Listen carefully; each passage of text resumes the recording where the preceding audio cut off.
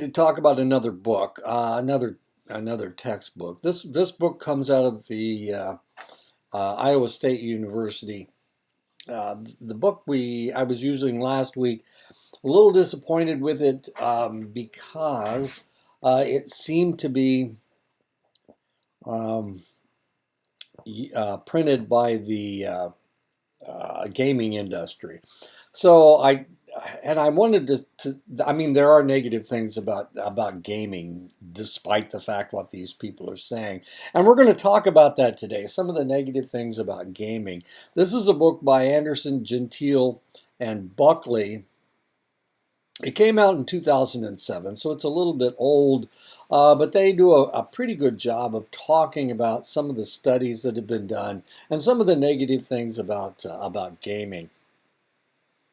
And then we're going to then we're going to talk about the dark triad or tetrad. There are four negative things that we see, and of course, the reality is that the vast majority of people that are playing video games are not going to have any problems with it. Um, you know, they're not really going to go in a negative direction. But there are some people that are going to have problems, and we're going to talk about that in just a second. And then next week we'll talk about what you can do as a parent and what you should be looking for as a parent. And of course, as we're talking about the ugly aspect of gaming, you need to be thinking about, well, does my kid do this kind of stuff? Okay, so let's go ahead and get started with the lecture. If I can get okay, there we go. And as you can see, the we're going to be seeing these thumbs and this um, controller throughout the whole thing. This is a book written by, as I said, Anderson, Gentile, and Buckley, Violent Video Game Effects on Children and Adolescents. And as I said before, it was printed in 2007 by Oxford University Press. It's a little bit dated, and I don't think I would probably use it next year when I teach this class again. But it's a pretty good book. So let's go ahead and get started. Violent video games are popular with male and female children, adolescents, and adults. They have been successfully marketed to youth, and are easily obtained regardless of age.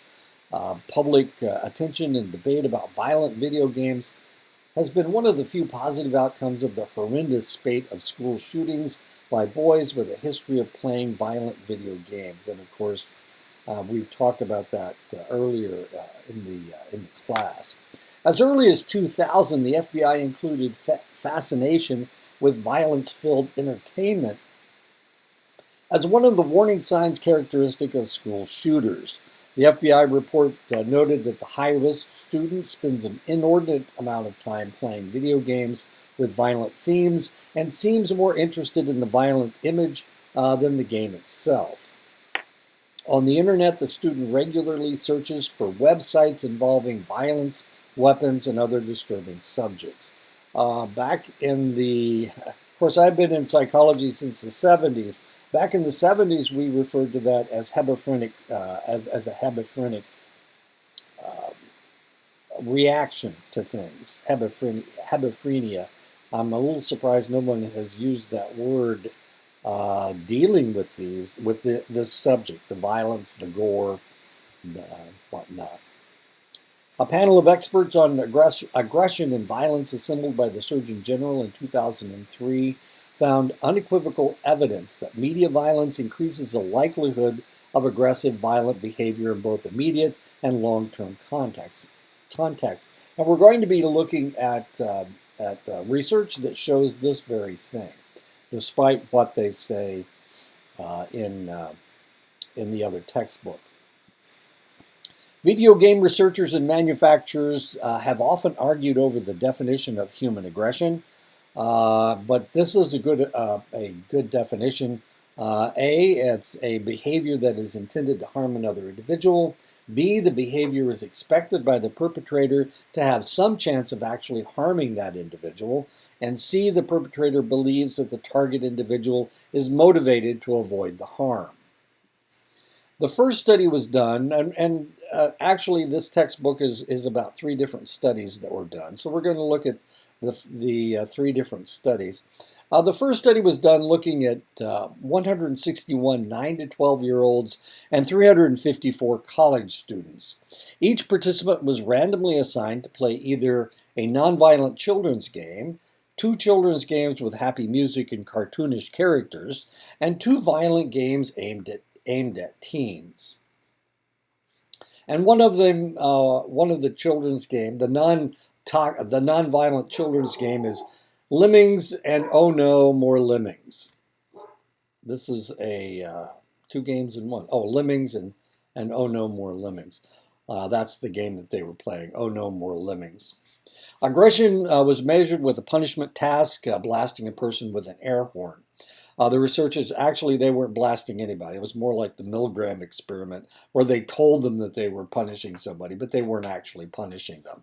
The researchers also gathered information about each participant's recent history of violent behavior, habitual video game, television, movie habits, whether they have TV in their bedroom, and how much parental involvement there is with their gaming habits. And Captain Bumper was one of the cartoonish children's games. The researchers found that participants who played the violent video games punished their opponents with significantly more high noise blasts than those who played the nonviolent video games. The researchers also found that habitual exposure to violent media was positively associated with higher levels of recent violent behavior, and that video games were more strongly related to violent behavior than television or movies. And this is for everyone. The Automatic. Automatic was the second cartoonish children's game that they played. The researchers found that even cartoonish children's violent games seem to have the same short-term effect as the more graphic T-rated violent games. While people tend to believe that an E for everyone rating means neutral themes, what seems to matter is if the game includes aggressive content, not how realistic or graphic the violence. And this is one of the teen games. As you can see, the T for teen, Future Cop LAPD was the game. The researchers found that the number of intentional harm incidents in the teen games were the same as the children's violent games, though they were presented much lighter and jollier.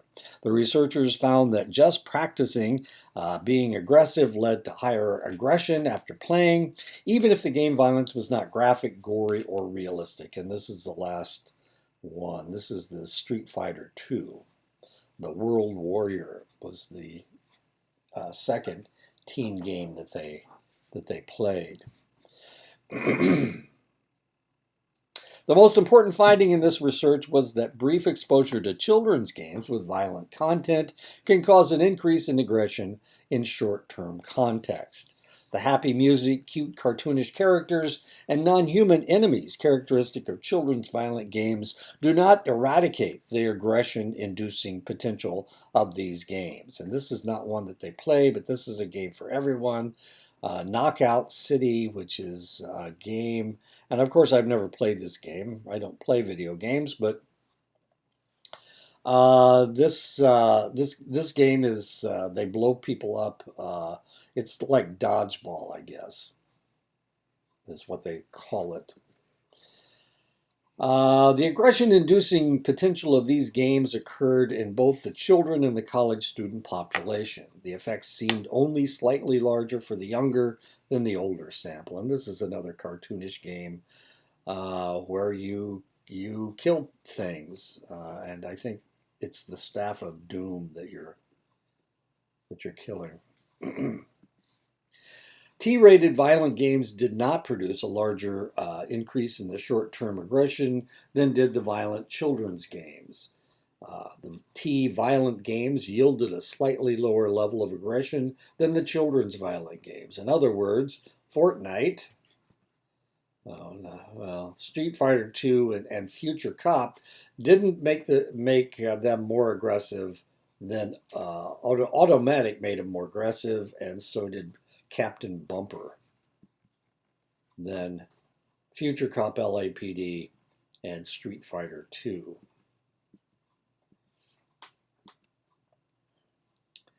Age did not change the children's game violence effect. Neither did sex, habitual prior exposure to violent media, availability of video games in one's bedroom, or preference for violent video games.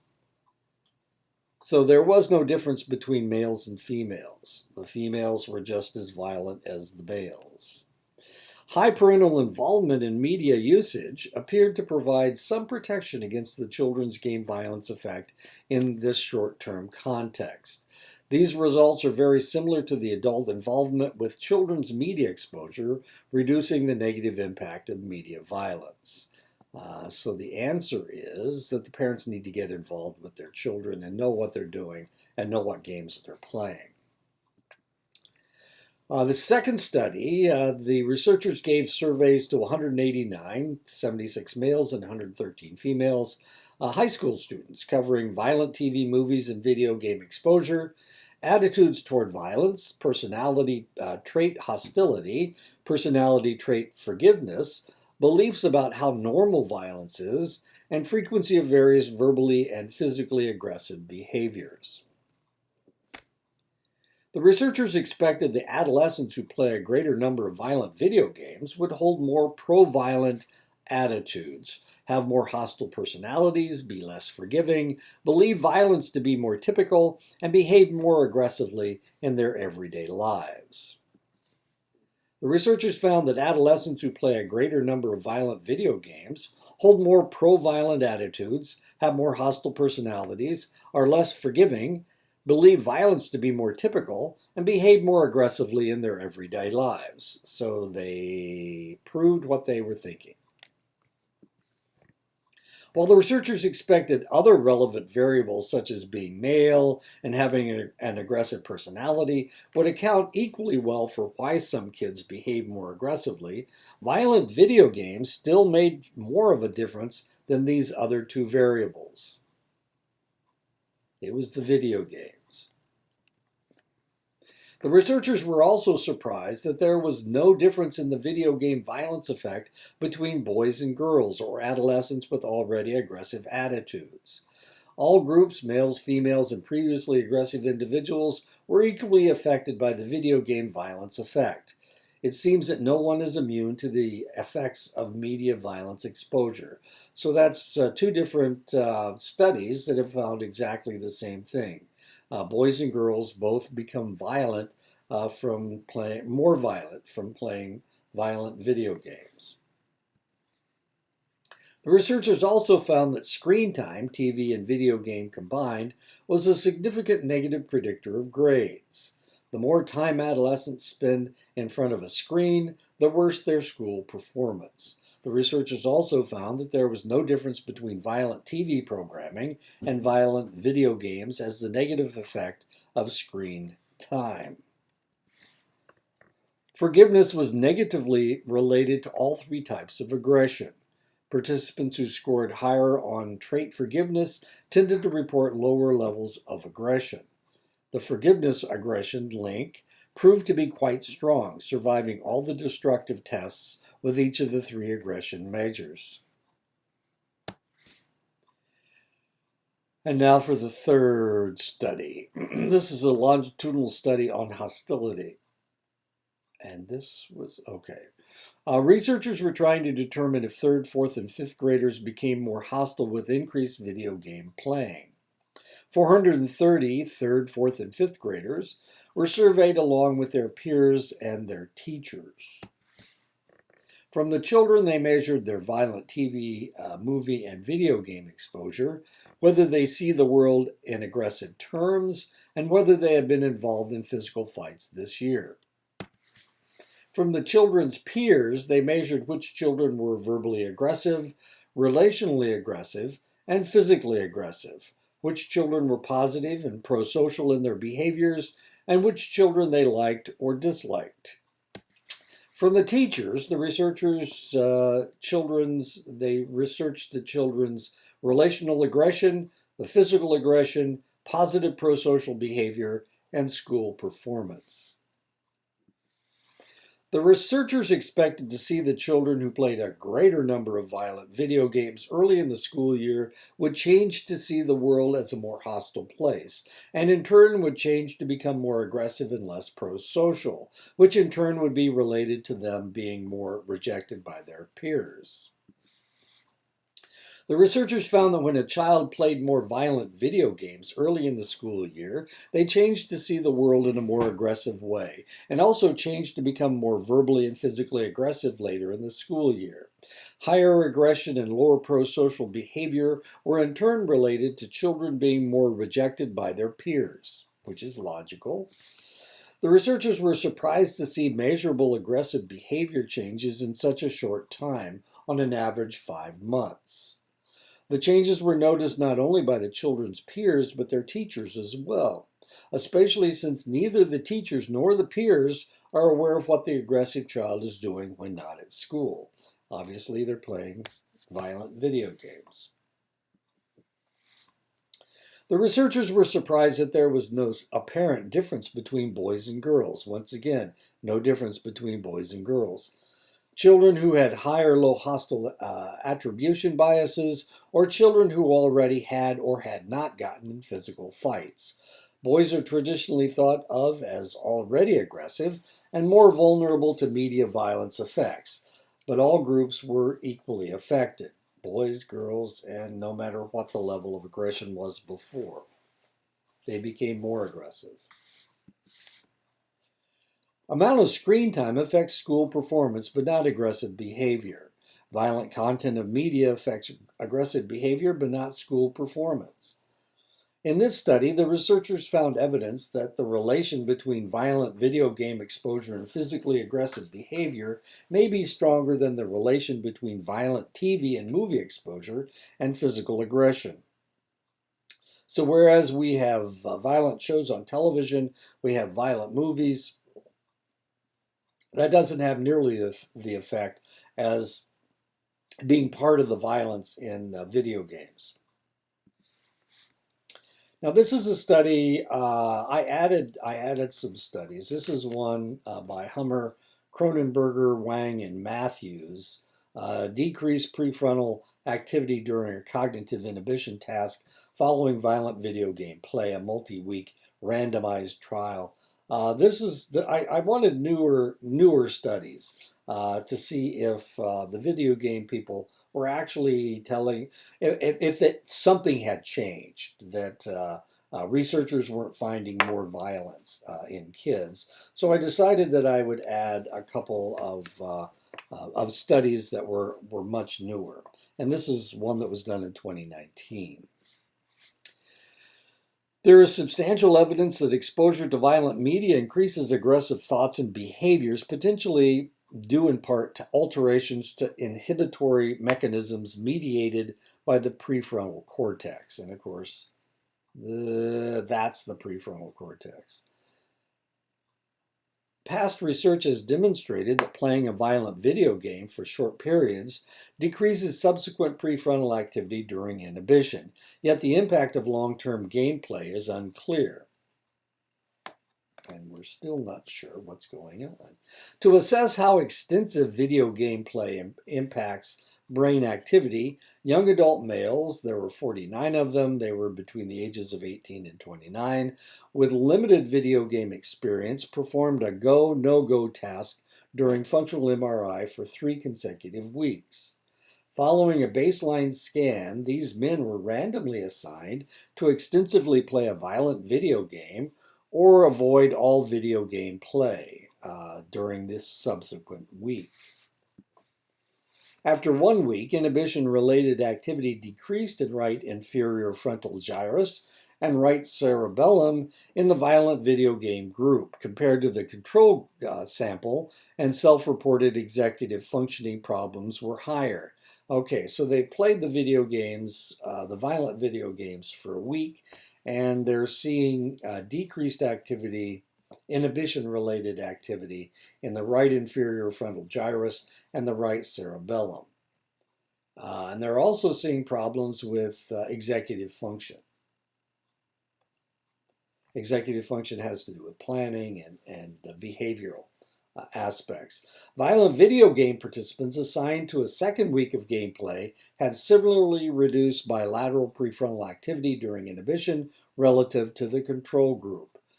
Violent video game participants assigned to avoid gameplay or play a cognitive training game during the second week demonstrated similar overall changes from baseline as the control group. This experimental functional MRI investigation examined how increased play of violent video game may alter brain activity. We present evidence that young adult males with low prior video game experience have reduced lateral prefrontal and cerebellum activity during cognitive inhibition after playing a violent video game extensively over a period of 1 week. In addition, bilateral prefrontal effects persisted after a second week of gameplay, though refraining from gameplay or playing a cognitive training game during the second week did not alter prefrontal activity. Lower prefrontal cortex function during inhibition is often associated with poor inhibitory control. For instance, lower prefrontal cortex activity or frontolimbic connectivity is present in clinical samples with inhibitory deficits, such as people with ADHD. Okay, so what's going on? So what's going on is these people have their impulse control is being truncated, it's being slowed down, it's being lessened by playing the violent video games. Diminished prefrontal activity with extensive violent video game play may suggest a reduced capability for inhibition or at least a brain primed toward less top-down control. In other words, their prefrontal cortex is not controlling them anymore. It's more their emotions are controlling them. These changes can result in poor regulation of emotion and behavior, particularly when physiological arousal is high, such as during an argument or physical altercation.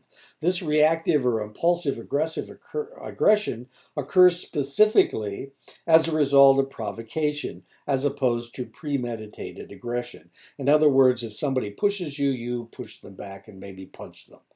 Attention problems and impulsivity are distinct factors from hostile worldviews and aggressive traits in reactive aggression. And that's according to Swing and Anderson in 2014. This is another study. This one is from Ting Nai, Guo, Zhang Liu, and Bushman. This is another 2019 study. It's a longitudinal study of link between exposure to violent video games and aggression in Chinese adolescents, the mediating role of moral disengagement. Okay, so this one comes out of China. Now, as we learned earlier, China, Taiwan, and Japan and Korea are all having fairly serious problems with gaming addiction, social media addiction. So let's see how this study turns out.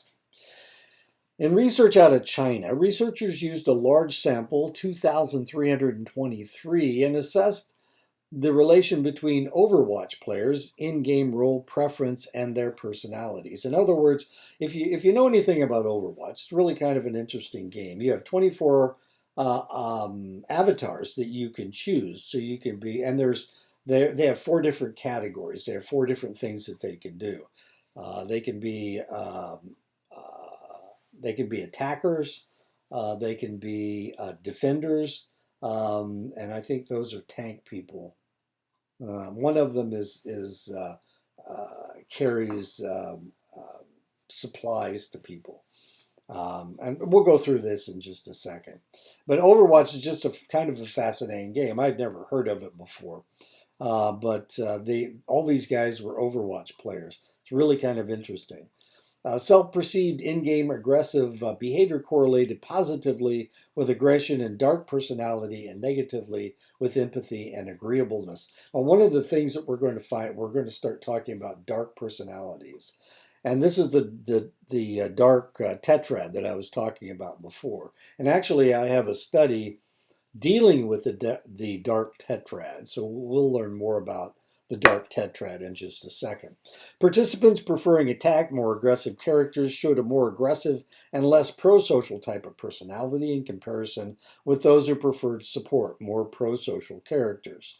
However, this was only observed using self-report measures and not in a smaller sample with objective playtime measures. Overall, it appears that one's favored role in a video game relates to a certain personality trait.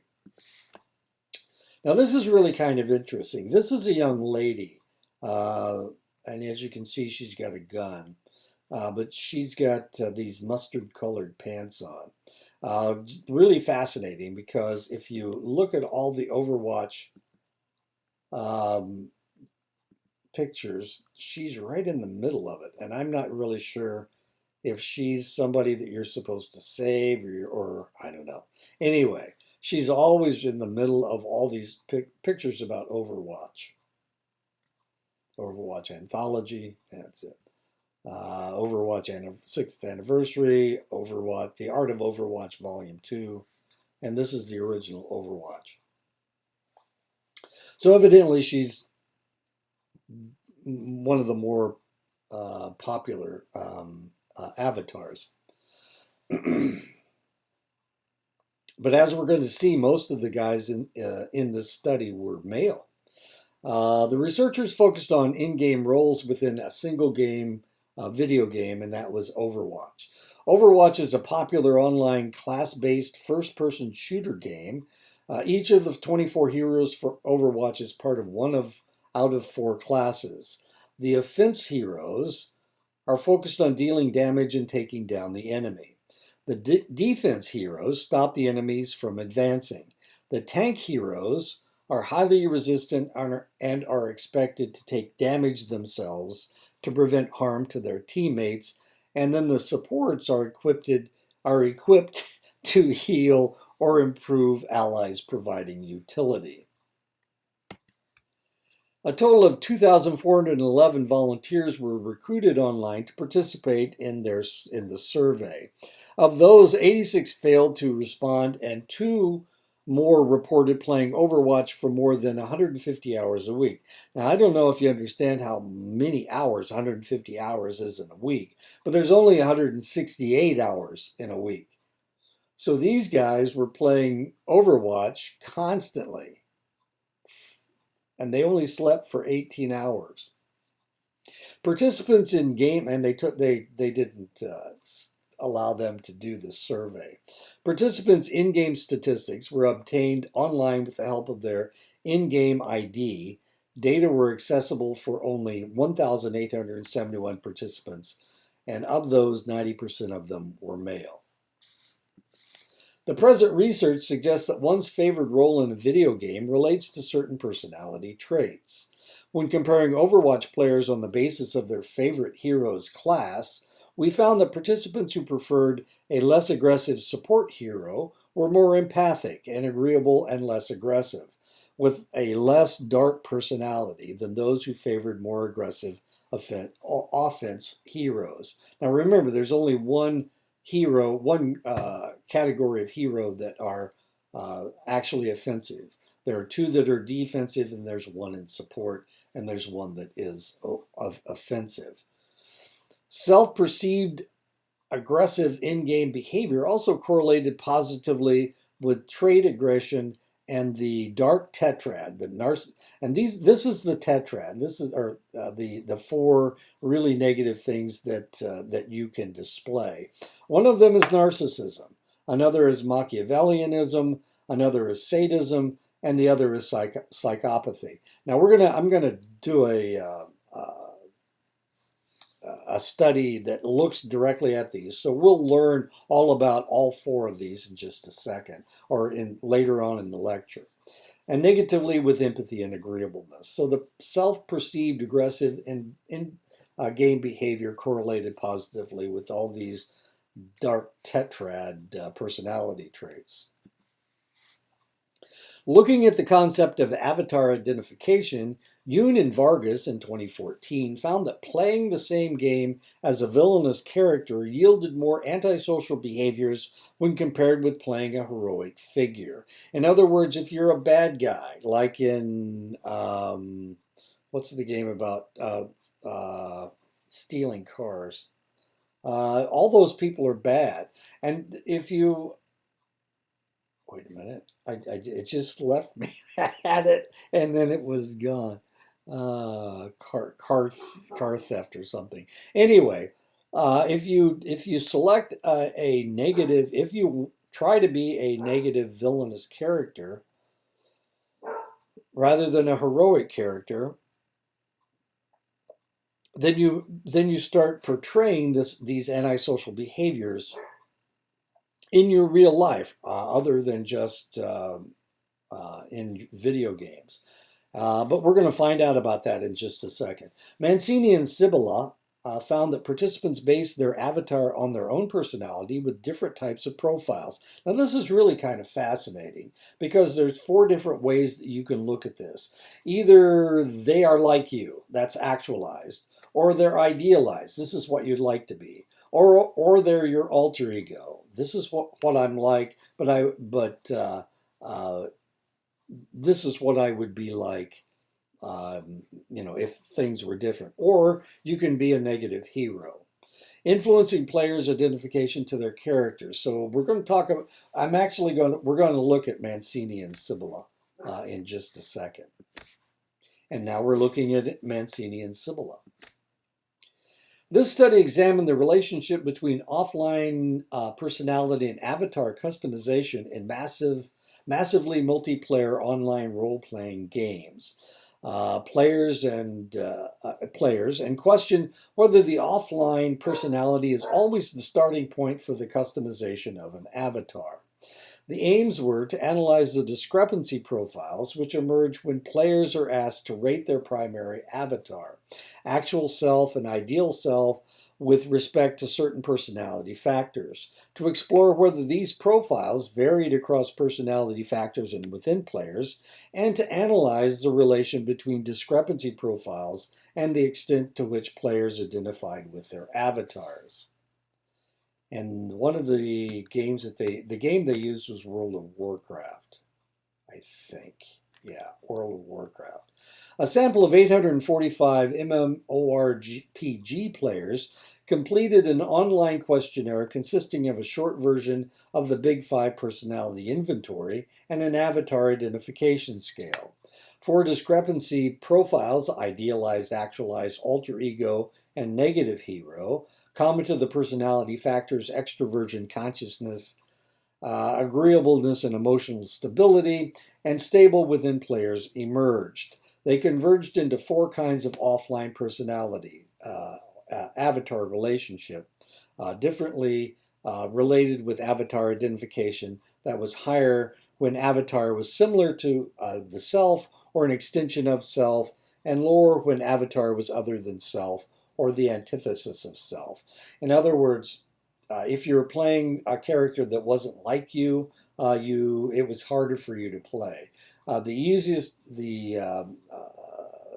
You played longer, and the easiest for you to play was when it was an extension of yourself or your ideal self. The opposite, that was tough. This is another study. This has to do with the dark tetrad. And this is one of the things I wanted to know about. What in the world are they talking about? Because I ran into the dark tetrad, them talking about the dark tetrad, and I had no clue what they were talking about. So this is the study where this actually came out.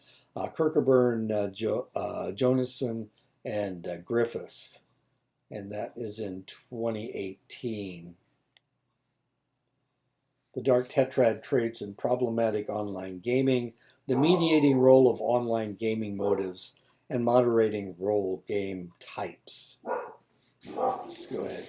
And this looked at 4 different games. This is really kind of fascinating. Different personality traits are correlated with problematic internet use and online gaming. However, associations between dark personality traits and problematic online gaming have received less attention. The present study investigated direct and indirect associations of the dark tetrad traits: Machiavellianism, psychopathy, narcissism, sadism, with problematic online gaming via online gaming motives, controlling for hours spent gaming among 421 online gamers. Now, what we're looking at here, what we have just seen, okay, so what people will do in online gaming is they will either be an extension, they will pick an avatar that is similar to themselves, it will be an antithesis of themselves, or it will look like their ideal selves, their alter ego. That's the actualized and idealized and alter ego is an idealized self is very similar. But if it's the antithesis, now we got a really interesting problem. So if they they want it to be like who they are, then they will identify with this character. But if they select a negative hero, if they select the antithesis of themselves, then potentially what they're doing is they're training themselves to be like somebody else, like their antithesis. Okay, so first of all, we need to understand whether the individual playing the video game has chosen a character that is like them, is like they would like to be, or like somebody that they aren't. The very opposite. Maybe they're a nice person and they choose an evil character. Okay. So now we need to look at whether they're reflecting this dark tetrad. Okay, this Machiavellianism,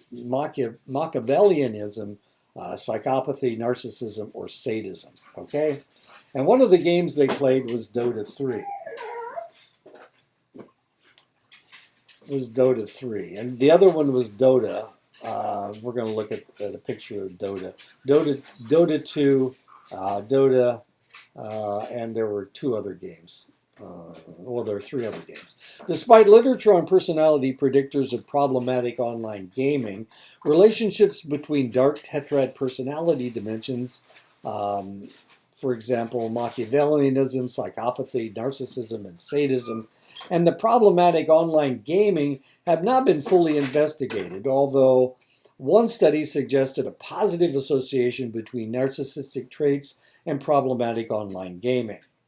Given the poor self-control, impulsive, and aggressive nature of individuals scoring higher on dark tetrad traits, individuals with higher levels of dark personality traits may be more vulnerable to developing dependent online behaviors because they might self-select environments conducive to their social sexual goals. In other words, if they have negative ideas, they have these drives, and they choose one of these dark tetrad personality traits, they may actually develop these dark tetrad traits. It's not just a game anymore. Now it is becoming part of their personality. And this is something that we have to look at. Now, like I said before, the vast majority of people playing video games, no problems. They may have a character. It's not them. They don't want to be like this person, or they select a character that's a hero, and that's the person that they want to be. But there are select individuals like the assassin, like like snipers. If they have these negative dark tetrad traits, then potentially they are feeding this negativity. And these are the people that are going to become school shooters. These are the people that are going to start fights. This is what we need to look at. This is why we are having problems, because the gaming industry is saying, look, nobody has any problems. They're right. Most people don't have any problems. But when we put all these things together, now we can see that this person might potentially have a problem, especially if they keep playing this video game where they are learning a negative personality. That's what we're getting at. Okay. Another game that they looked at was PlayerUnknown's Battlegrounds. The dark triad personality comprises three overlapping, undesirable, and antisocial personality dimensions and has drawn increasing attention among researchers. So initially they saw these three traits, and then they added sadism. Machiavellians are ambitious and self-centered individuals and are prone to deceive, manipulate, and exploit others to achieve their personal goals. That's what Machiavellianism is. So if you study political science and we talk about Machiavellians, what we're talking about is individuals that are deceptive, they're manipulative, and they're exploitive. And all they care about is themselves. Psychopaths are high in manipulation, impulsivity, recklessness, and thrill-seeking traits, and low in empathy, guilt, remorse, and anxiety. So that's the psychopath, the sociopath that we talk about from time to time. Narcissism refers to the traits such as grandiosity, superiority, dominance, and entitlement. And those are the traits of the narcissist. Now, a lot of this sounds like it kind of goes together, but the reality is we can separate these three different types of people, and we're going to talk about sadism right now, I think, aren't we? Yeah. It has been suggested that the dark triad should be expanded to the dark tetrad by adding sadism. Sadism refers to humiliating, demonstrating cruel and deviant behaviors and or inflicting intentional pain on others to feel powerful or pleasure. World of Warcraft, PlayerUnknown's Battlegrounds, and Dota 3. And it may be Dota, I don't know. .A is what I think what it originally started out as. Dark tetrad traits correlate with offline socially undesirable outcomes, including interpersonal aggression and hedonistic values, which may translate into online behavior given personality traits are consistent across situations. Because dark tetrad traits are associated with problematic social media use and antisocial online behaviors, including cyberbullying, cyber trolling, and cyber stalking, it may be those high on these traits also demonstrate other problematic online behaviors. Grief play, for example, trolling in online games, has been associated with all dimensions of dark tetrad traits. So what we're seeing is these individuals not only are playing these video games and expressing these dark tetrad traits, but they're also going online and they're cyberbullying, cyber trolling, and cyber stalking. And this is the problem. These are negative things that have, these are personality traits that have come out because of the social media and the gameplay. Hearthstone is the other one. Narcissistic gamers are more addicted to video games because of urges to be recognized and respected by others in-game. The gamers with high narcissistic trait scores value wealth and in-game power as they do in the real world, which may drive excessive gaming. Physical sadism is associated with the amount of violent video game play, which signals a potential risk for compulsive gaming because of increasing time spent on particular media, leading to problematic use. It is well established that gamers' motivations to play online games may lead to problematic online gaming. Gamers who play to escape from real life, to compete with others, and cope with problems have more problematic online gaming than those gaming for other motives. The compensatory internet use model asserts that individuals become problematic online users by compensating their unmet offline needs in online contexts. So they start living in the virtual world rather than the real world.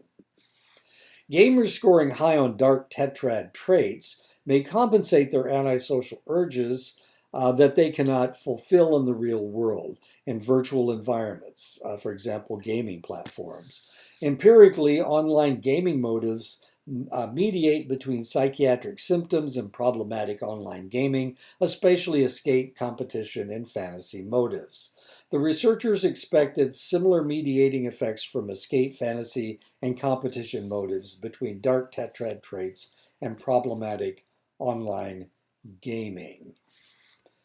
Mediation analyses showed narcissism was indirectly associated with problematic online gaming via online gaming motives of escape and fantasy among role-playing game players and the total sample.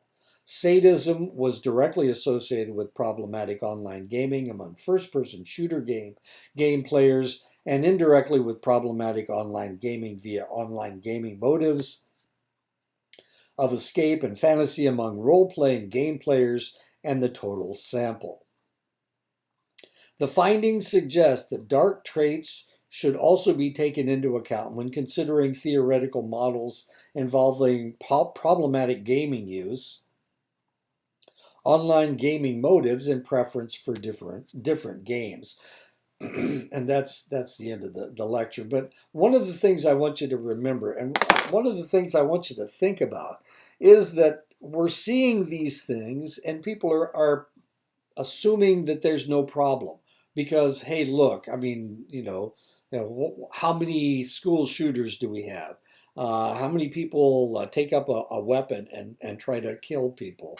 But the reality is what's happening is that these video games, all these negative traits from the video games are being interpreted, are being moved into social media where they're starting to, of course, they have taken on this personality, this negative personality from the video game, and now when they go online, they're looking for something similar to that. So they're finding conspiracy theories and how horrible the government is, and they're accepting these things because that's their new personality. That's the trait that they've accepted. This narcissism, psychopathy, Machiavellianism, and sadism. They've accepted these new personality traits. And this is something that we need to look at. So when you're looking at your own relatives, first of all, you need to determine if they are playing the game to escape. If they are playing the game to escape, then potentially what's going to happen is they're going to take on the personality of whatever that individual does, whoever that individual is. And the other thing that we need to look at, the other thing that we need to be cognizant of is whether they are accepting these dark tetrad personalities, okay? So we need to figure out why they're doing it. We need to know if this is an actualized self, is a negative, is an antithesis, is the opposite of who they actually are, or whether it is whether it's somebody that they want to be. And the other thing that you need to remember, if their real life is not fulfilling enough, that they start living virtually and they take on a negative avatar, a negative character, they may potentially become that character because living in the virtual world is more fulfilling for them than living in the real world. And these are things that we need to think about when we talk about gaming and social media. Yes, yeah, the vast majority of people, they don't have any problems with this. We do have addiction, and we're going to talk about this next week. What should we do as family members of these individuals who seem to be going down the famous rabbit hole that they were talking about? And of course, yeah, that has to do with Alice in Wonderland, but we won't talk about that. Okay. This is what I thought I was going to get into when I decided that I needed to talk about social media and gaming. The reality is, this is the reality. There are negative aspects to this. The vast majority of people aren't depressed in the world. Yeah, sure. Okay. That's good. That's great. Most people aren't anxious. Most people aren't paranoid. That's true. But there are ways that these people can move into this because of some of the things that they are doing. Okay, so next week we'll talk about what you need to do as far as this is concerned. This is really good stuff. I'm glad that I found this direction in these in this. Um, in this lecture series. Okay, I'll talk to you next week. If anybody wants to complain about all this stuff, then fine. If you think I'm attacking, uh, if I'm way off base, just tell me I'm way off base. I've been off base before. Rarely got caught though.